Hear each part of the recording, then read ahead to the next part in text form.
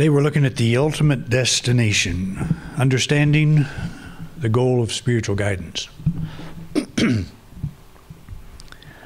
How many of you remember Thinky and Winky?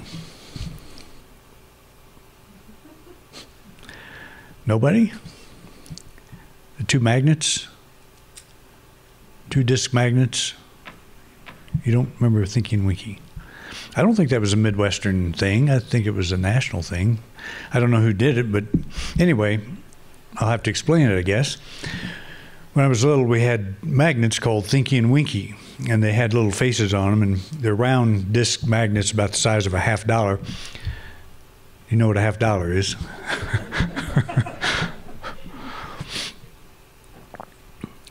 And we would play with them. You stick them together, you turn them where they repel each other or draw to each other. But if you lay them on the tabletop and they're laid where they're opposing, the poles are opposing, and you push, say, Thinky toward Winky, Winky moves away, and Thinky never can catch up, no matter how fast you push. But if you flip Winky over, it'll snap just like that, and they come together. So if you ask what happens, what changes in the two magnets to make that happen, nothing changes. It's the perspective, it's the way they're angled. And they will draw each other or they will repel each other. And so often we think that the goal in life is to catch up with Winky or Thinky, whichever, that it's out there someplace, and the closer we get to it, the further away it moves, and we never quite reach it. And that's, I use that illustration in my book, The Complete Soul, to illustrate this idea that the soul is in a state of evolution. Someday we'll get there, someday we'll reach it.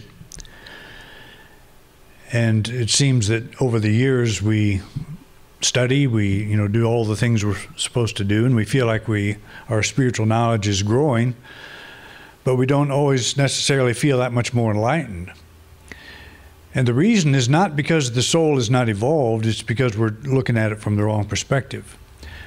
We're acting as if it is a thing that is incomplete, and we have to complete it. We have to go through a process of soul development.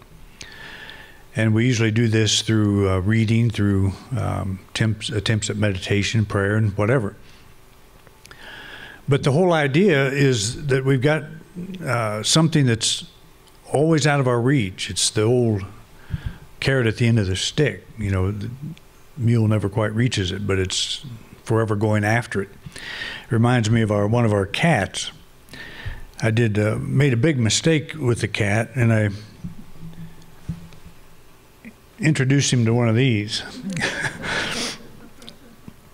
So he comes in the house, and he'll come and sit by me, and he's looking around, just very quickly looking around, trying to find this laser that he knows will be there. And the funny thing is, he'll go after it, but I know, and I don't think he hasn't gotten the memo yet, that he will never catch it. But it's always a hope, and it's just really funny that I regret having done that to this poor cat, because now the poor cat's driving me crazy. Because he comes in, and I know, and then he'll start making these chirping noises because he wants me to get the laser out. And usually I will, and hopefully he'll outgrow this addiction that he obviously has at the moment. But he will never catch it.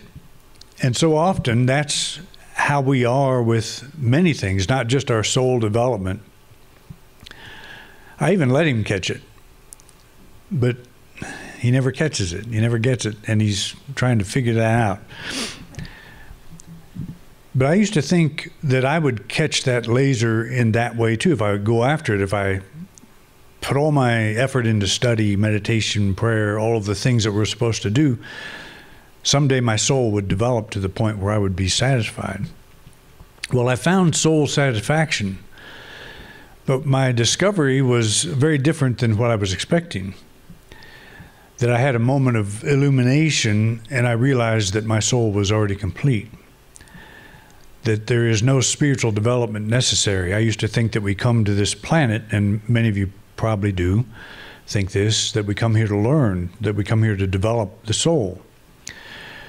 But the soul is already developed. It's that we have forgotten. We've gotten out of touch with that. We have our thinky-winky turned in the wrong direction. And we've been taught to do that by our culture, by our education, by our religions.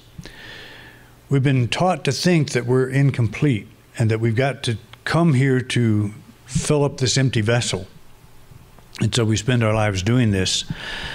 And we start thinking about things like spiritual guidance, and we think of it as, it's going to show me how to get winky. It's going to show me how to reach that place. It's going to show me how to catch that laser. If I'm guided to that right way of doing it. And so that which we often aspire to is out there someplace. It's away from us. Something that has not yet been accomplished. And then we'll take a person like Jesus and we'll say, here's the example, here's the perfect person that we want to aspire to. And unfortunately, we don't know who he was. We have Gospels according to Matthew, Mark, Luke, and John, but not anything according to Jesus. And I've come to the conclusion that Jesus never taught that he was the only begotten Son of God. That's John's doing. That he taught, the things I do, you can do also, and greater things, because he understood that that which we're seeking is already here. But if we're looking out there for it, we're not going to get it. And so he's a teacher that said, that's not where you look. It doesn't come through observation. It's within you. The kingdom of God is within you. And so in our heads, we get that bit of information. That's a nice thing to hear.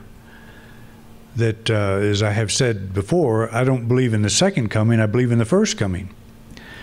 I believe that what the man Jesus taught was open your eyes to what you are now, to what is true about you at this very moment. And when we close our eyes to find what is true of us at this very moment, what happens? The mind just goes kind of berserk. It's very hard to silence, very hard to still the mind. And so we read another book, or we turn to something that is inspirational to us intellectually. But he pointed out that it's a narrow road, a narrow gate, that it requires a lot of patience and a lot of persistence to find that place. And one of the ways we begin to find it is say it's already here. I'm complete at this moment. My soul is complete at this moment. And that sort of opens the gate. It opens the door to that possibility because we haven't thought that way. We thought, I've got to study more, I've got to become more. In an outer way, I've got to fill my mind with more information. When we think of the goal of spiritual guidance, we may see it in terms of getting help, making our way to some desired outcome. It is this, of course, but it is something more. So we're not saying we stop studying, we stop picking the brains of people that have obviously have a better understanding than we do at this moment. But you know, every teacher, they cannot give us what they have. They can tell us how they got it, but they can't give it to us. It's like a piano teacher teaching a student. They can show them what they've learned, but the student has to get it on their own, and the ones that really get it on their own will probably surpass the teacher. So we don't necessarily want to go around quoting all the great gurus on this planet. I started my first 20 years of ministry doing that. Memorizing and teaching the books of other people. And what dawned on me eventually was, I don't want to parrot what they say. I want to figure out why they say it and what they're saying to me that I should be doing to do something similar, to find myself. Our co-founders were Charles and Myrtle Fillmore.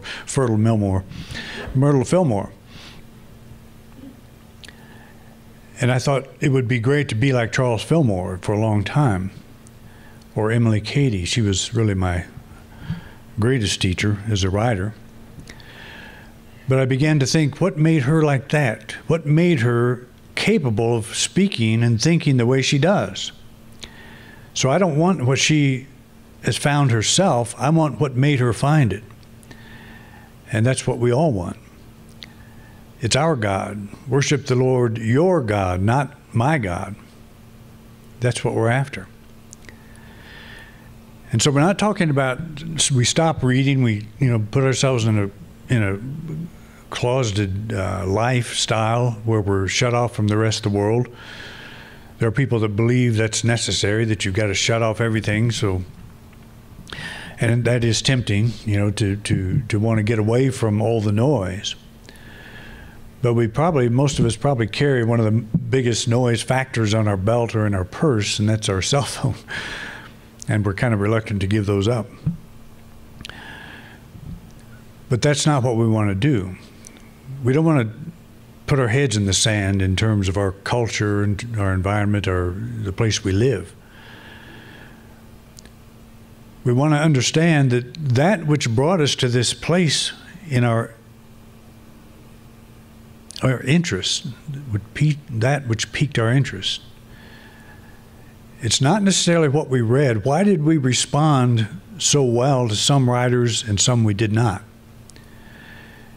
And I've always said that we respond to certain people because we already know what they say is true. When I first read Emily Cady, I was 16 years old, and I had not had any experience from anyone at her level of teaching. But I knew what she wrote was true. I was in the Baptist church.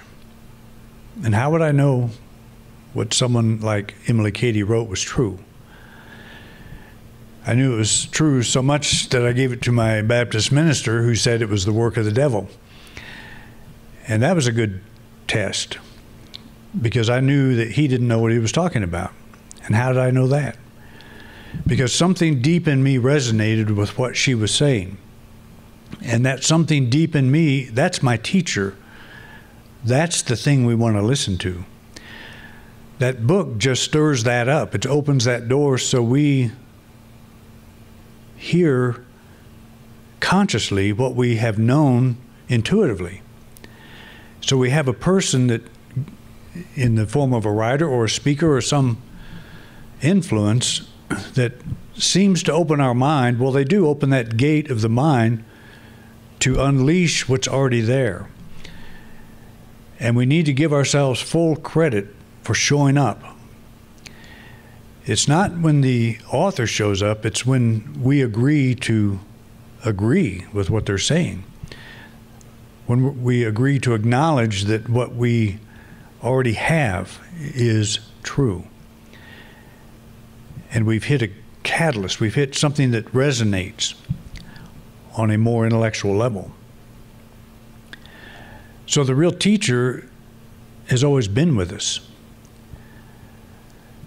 So we want to keep reading the books, but every time we are inspired by someone, just remember why you're inspired, because you already understand that what they're saying is true.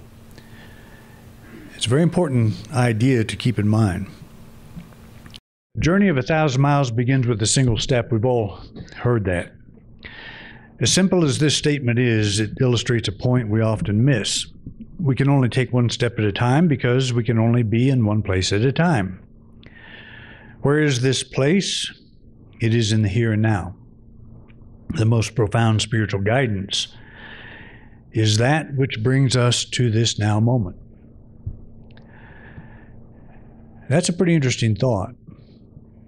The most profound spiritual guidance we'll ever receive is that which brings us to this now moment, that which makes us aware of this now moment. I've used the illustration many times. You're standing in a place, you call it point A. You look to someplace else, call it point B. When you're in point A, you're here. When you walk over to point B, you're here also. You can never leave the here. You can never leave the here now. You can look at another place and call it a there.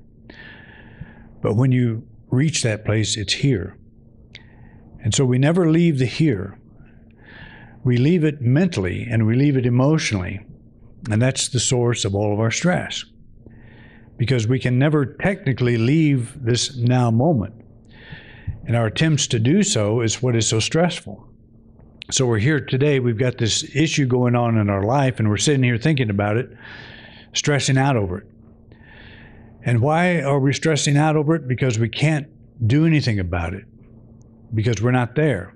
We're here. And so it's transpiring, it's going on in our minds, but we can't act on it. And so we short circuit our own consciousness. So the whole idea that the highest form of guidance is you can't ever be there, you've got to learn to be here. And when you're here, you say, okay, what can I do about this problem? Well, you can't put your hands on it, but you can begin to release the way you think about it. We talked about that over the last 2 weeks. Denial and affirmation, two sides of the same coin, but two very different activities. Denial is the act of releasing the energy, not pretending like it's not there, but releasing the energy that we're pouring into it. And affirmation is to say, I am complete now. That which I need comes forth exactly at the right time. It's a very simple idea. But when we're not doing that, when we're not conscious of doing that, that's when we stress out. So all the things we pray about, there's really two things that I pointed out that we pray for, we're asking for, and that's peace and freedom. We want peace of mind, we want freedom from the problem. The problem can be a health issue, it can be a financial issue, it can be any kind of issue. But we want peace about it, we want freedom about it. So we pray and we hope the thing will go away. We hope God will send down a bolt of lightning or something, and we win the lottery or whatever, we have a healing of some kind. But we begin within ourselves. That's where it happens, in this here and now, right now where I am. I want peace and freedom. Is the thing that I seem to be lacking, is that keeping peace and freedom from me, or is it the way I'm using my mind? Prayer is to make an adjustment. Is to bring my consciousness into alignment, not with what I don't want, but with what I do want. And I want peace and I want freedom. So that's a very simple thing, and it's a way to bring our awareness into this now moment. The problem that you're dealing with in an outer way will be there. It'll still be there. But you will also walk through it. You will successfully move through it. You've moved through every one so far. And that's a pretty important thing to remind ourselves of. And we think the problem that I have now is worse than any I've ever had my whole life. Well, maybe it is. Because your whole life is happening right now.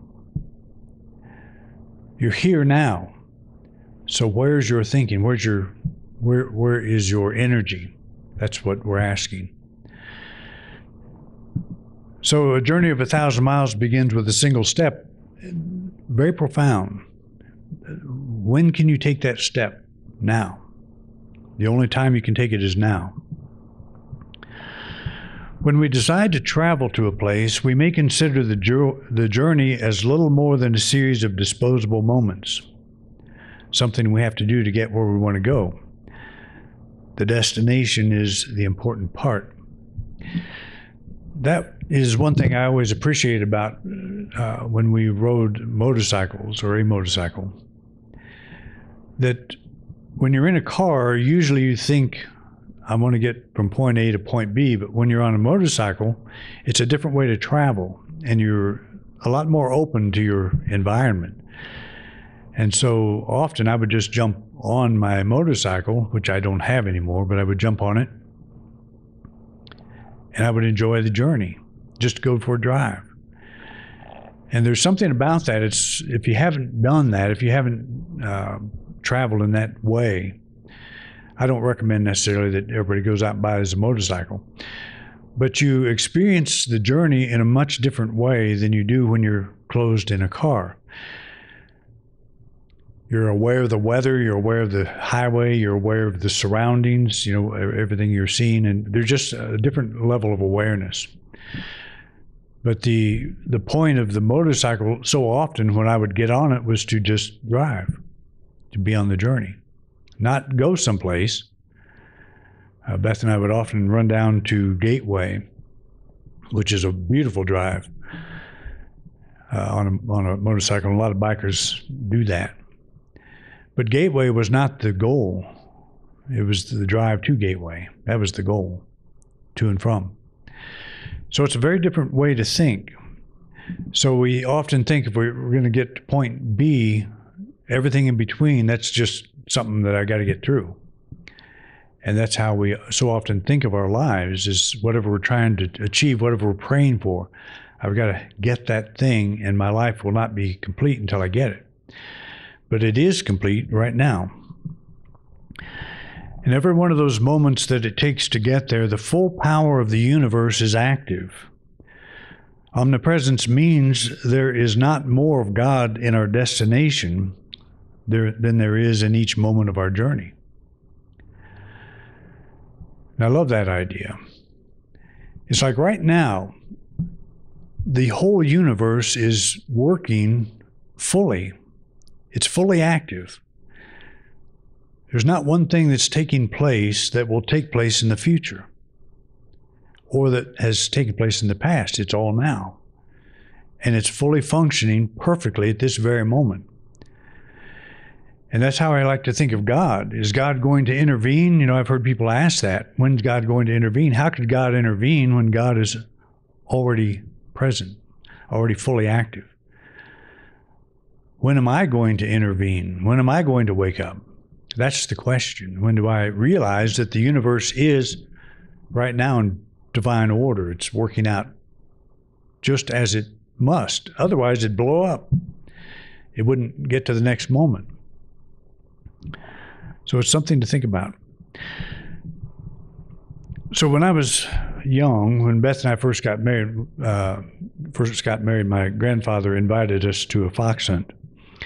He was a fox hunter. He always had a half dozen or so Walker foxhounds. You're going to wonder what foxhounds have to do and fox hunting has to do with the now moment. The fox hunting community consisted of men, their wives, and of course the hounds. At a big hunt, there might be 200 or more dogs. The point of the hunt was the chase. The dogs were released from the campsite at dawn. The men would sit around a campfire and listen. They could tell by their bark and howling when the dogs picked up a scent. They claimed they could even tell whose dog was in the lead. And the reason my grandfather invited Beth and I to a hunt, and this was 40 years ago probably, but he wanted me to photograph the dogs. They were having some kind of a contest, and they were showing the dogs and asked if I would take their picture, and I did. And there were probably at least 200 dogs there, and it was an incredible experience. In the middle of the night, they all started howling at once, and it was a very ethereal thing to behold. So the point is to experience the hunt. The interesting thing about the hunt was that they never intended to catch the fox. One of my brothers asked my grandfather why they didn't shoot the fox. If you look at the English version of fox hunting, the red jackets, the hats, and the horses, the goal was to kill the fox. But in my grandfather's upbringing, that was not what they did. So my brother asked why they didn't shoot the fox. My grandfather said, if you shoot the fox, all you have is a dead fox. If you leave it alone, you can hunt it again. So the goal was not to bag the fox. The goal was to experience the hunt. Our goal is not to reach certain points in life. Our goal is to live it, to live life, be here now, to learn to experience in each moment. And that's not an easy thing to do, as you know, because we've been gifted with a wonderful imagination, and it can go places pretty fast while we're not even aware of where it's going.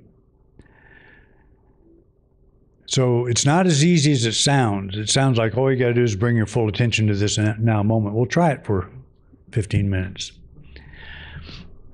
And if you fail before you reach the 15 minutes, try it again. And keep trying. You'll be trying it when I see you again next week because we just don't do it. It's very difficult to do. So we start consciously. We start with the understanding that we catch ourselves when we're reaching out and trying to get someplace else. We're trying to bag that fox.